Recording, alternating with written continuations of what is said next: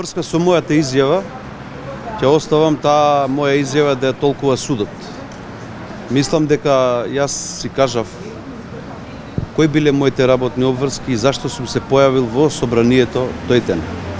Односно дека сум се појавил службено, по барање на мојот претпоставен.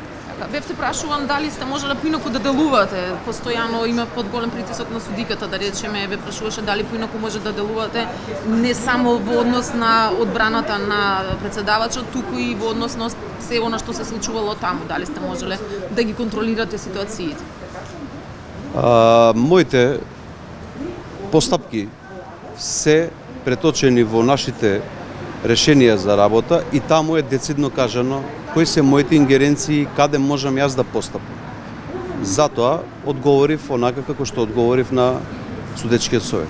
Во однос на вратата исто така и он обвинетиот Колјо кој што не се познавате со него, вие му ја отворивте вратата или тој сам ја скрши?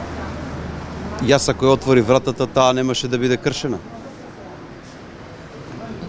Една ситуација овде каде што веќе слушнавте изјавата, нели, и вие бевте присутни, ја слушнавте одбраната, од еден процесен аспект и од аспект на ЗКП, видовте и сами дека иако тоа е во исклучителни ситуации, меѓутоа судот самиот поставуваше прашања што не е баш во согласност со ЗКП, со разјаснувања дополнителни, зашто сметам дека тоа нели секој од нас ќе го цени на свој начин, но бевте присутни, можевте да видите, така да ќе видиме на крајот исходот каков ќе биде. Како однос на коментарите на судиката дека различни снимки, односно судот гледал на еден начин снимки по обвинетиот на друг начин и дека не се поклопуваат нивните мислења за тоа што се случувало на снимките. Знаете како, сметам дека е недозволиво за било кого, значи е недозволиво да се даваат коментари.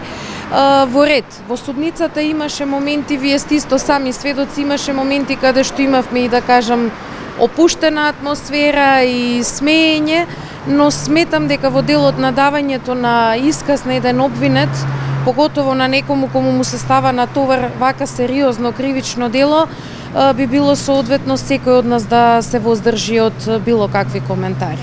Тоа е.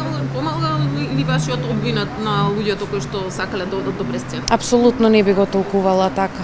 Апсолутно не би го толкувала така, од причина што тоа е нешто што веројатно и дополнително ќе се утврдува преку докази на останатите обвинети.